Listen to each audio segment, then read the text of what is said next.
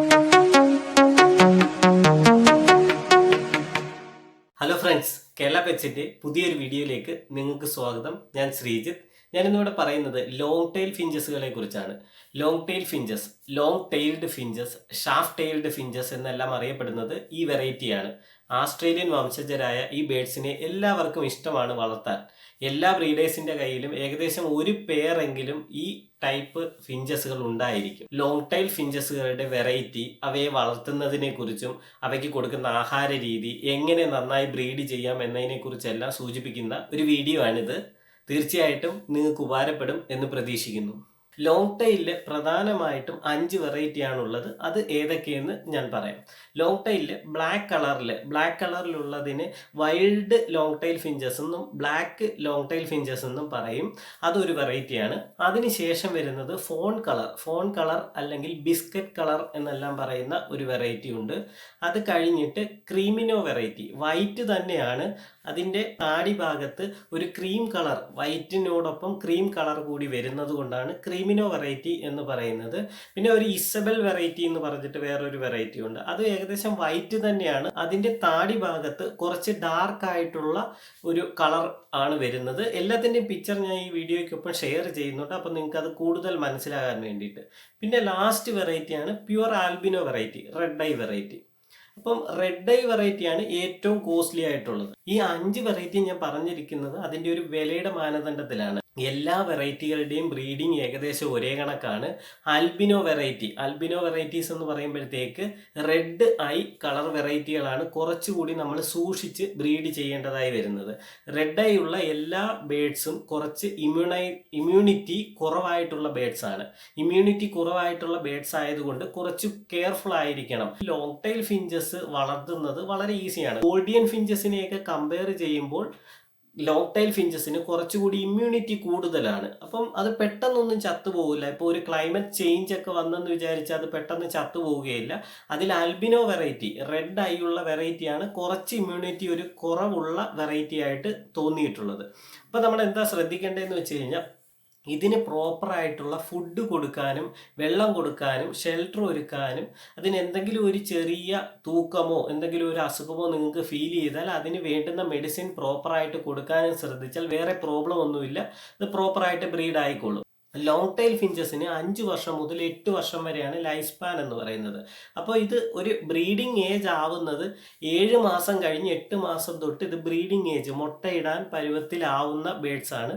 അത് കറക്റ്റ് ഒരു breeding pair എന്ന് പറയുന്നത് 1 വർഷം 1.25 വർഷം, ഒരു 14 മാസം 15 മാസം കഴിഞ്ഞിട്ടാണ് ഏറ്റവും നല്ലതായിട്ട് ബ്രീഡിംഗ് പെയർ എന്ന് പറയാൻ പറ്റുന്നത്. അതിന് മുന്നേ ബ്രീഡ് ആയാൽ പോലും ചിലപ്പോൾ ഇത് ഹാച്ച് ചെയ്ത് പ്രോപ്പറായിട്ട് മുട്ടക്കടയിരുന്ന് കുട്ടികളെ വിരിച്ചെടുത്താൽ ചിലപ്പം കുട്ടികളെ എല്ലാം പ്രോപ്പറായിട്ട് ഫുഡ് കൊടുത്ത് അത് നമുക്ക് റിസൾട്ട് കിട്ടണമെന്നില്ല. അപ്പോൾ അതിനെക്കുറിച്ച് ടെൻഷൻ ആവണ്ട. ഒരു 1, 2, 3 പ്രാവശ്യം മുട്ടയിട്ട് അടയിരിക്കാതിരുന്നു, അടയിരുന്ന് കുട്ടികളെ വിരിച്ച് പ്രോപ്പറായിട്ട് ഫുഡ് കൊടുക്കുന്നില്ല എന്നൊക്കെ പറഞ്ഞ് പലരും കംപ്ലൈൻറ്റ് ചെയ്യുന്നുണ്ട്.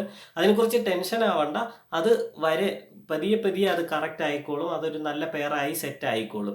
പിന്നെ ലോങ് ടൈൽ ഫിഞ്ചസിൽ കണ്ടുവരുന്ന ഒരു പ്രോബ്ലം എന്ന് വെച്ച് കഴിഞ്ഞാൽ, അതിലൊരു 10 പെയർ എടുത്തു കഴിഞ്ഞാൽ 5 പെയറെ പ്രോപ്പറായിട്ട് ബ്രീഡിങ് ആയി കിട്ടുകയുള്ളൂ. ഏകദേശം 50%, 50% നല്ല പെയറല്ല. അവർ 50% ബേഡ്സ്, 10ൽ 5 പെയർ മാത്രമേ പ്രോപ്പറായിട്ട് ബ്രീഡ് ചെയ്ത് കുട്ടികളെ ഇറക്കൂ. 5 പെയർ ബേഡ്സ് പ്രോപ്പറായിട്ട് കുട്ടികളെ ഇറക്കണമെന്നില്ല. അപ്പം നമ്മൾ എന്ത് ചെയ്യുന്ന, മറ്റേതെങ്കിലും ഒരു ഫിഞ്ച് വെറൈറ്റി, ഇപ്പം ബംഗാൾ ഫിഞ്ചസ്, സൊസൈറ്റി ഫിഞ്ചസ് എന്നൊക്കെ പറയുന്ന ഫിഞ്ചസിനെ വെച്ചോ സീബ്ര ഫിഞ്ചസിനെ വെച്ചോ അവർക്ക് മുട്ട മാറ്റി വെച്ചിട്ടാണ് ബ്രീഡിങ് ചെയ്യുന്നത്.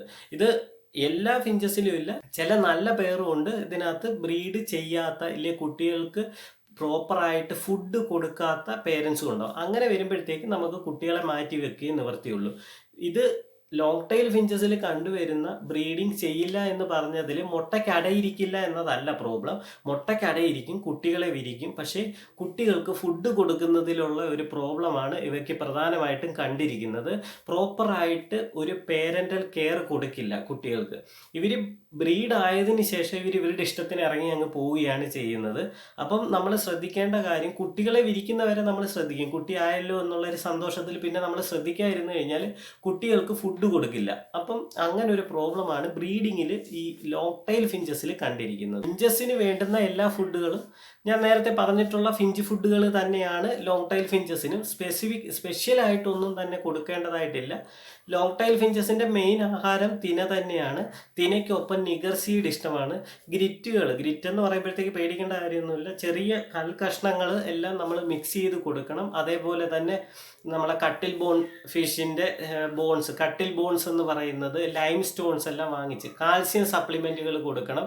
എക്സ്ട്രാ മെഡിസിൻ ഒന്നും കൊടുക്കേണ്ടതായിട്ടില്ല. പ്രോപ്പർ ഫുഡും വെള്ളവും പ്രോപ്പറായിട്ട് കൊടുത്താൽ മതി. ക്രഷ് ചെയ്ത് കൊടുക്കാൻ പറ്റുന്ന എല്ലാ വെജിറ്റബിൾസ്, ഡ്രൈ സീഡ്സ്, നമ്മുടെ പയർ വർഗ്ഗങ്ങളെല്ലാം ക്രഷ് ചെയ്ത് കൊടുക്കുന്നത് നല്ലതാണ്. ലീവ്സുകളെല്ലാം അരിഞ്ഞിട്ട് കൊടുക്കുന്നത് നല്ലതാണ്. നല്ലപോലെ വെള്ളവും തിനയും എപ്പോഴും കൂട്ടിലുണ്ടായിരിക്കണം. കുട്ടികൾ വിരിഞ്ഞിരിക്കുമ്പോഴത്തേക്ക് എക്സ്ട്രാ ഫുഡുകൾ അധികം കൊടുക്കുന്നത്, എഗ് ഫുഡെല്ലാം കൊടുക്കുന്നത് നല്ലതാണ്. വേംസിന് വാങ്ങിക്കാൻ കിട്ടുന്ന മീൽ വേംസ് ഉണ്ടല്ലോ, അതിനെയെല്ലാം കൊടുത്താൽ ഇത് നല്ലവണ്ണം കഴിക്കുന്നത് കണ്ടിട്ടുണ്ട്. നല്ല ബേഡാണ്, നല്ല ക്യൂട്ടാണ് കാണാനെല്ലാം.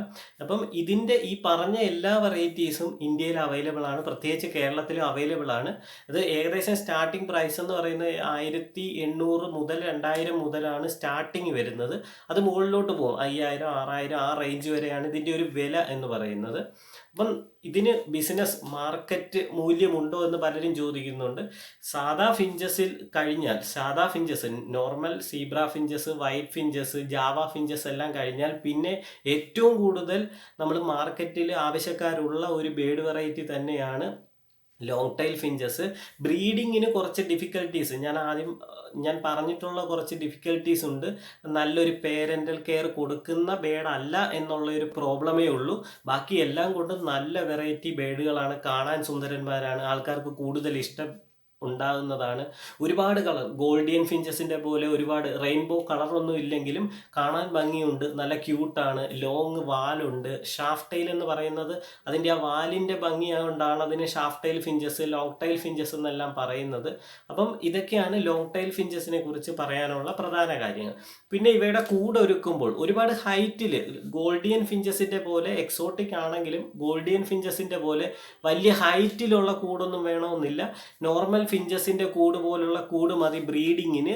അത് ഫ്ലൈയിങ് കേജ് കുറച്ച് വലിയ കേജ് ആണെങ്കിൽ നല്ലതാണ്.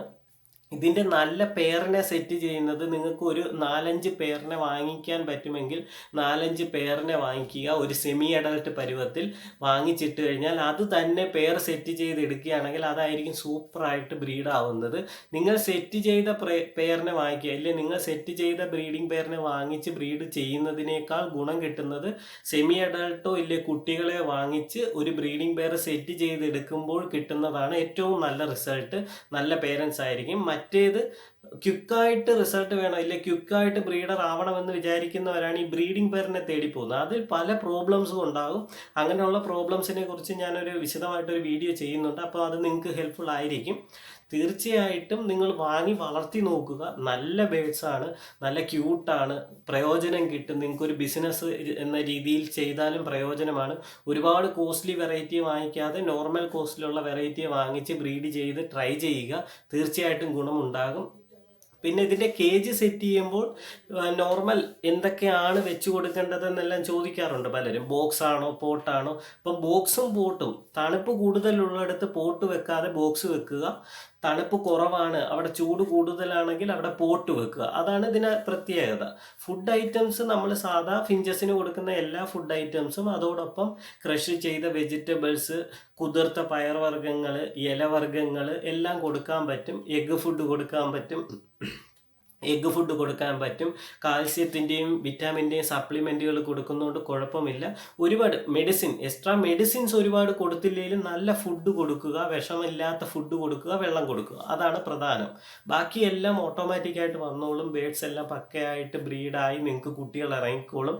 എന്തെങ്കിലും സംശയമുണ്ടെങ്കിൽ എന്നോട് ചോദിക്കാവുന്നതാണ്. തീർച്ചയായിട്ടും ഈ വീഡിയോ നിങ്ങൾക്ക് ഹെൽപ്ഫുൾ ആയിരിക്കും എന്ന് പ്രതീക്ഷിക്കുന്നു. Thank you.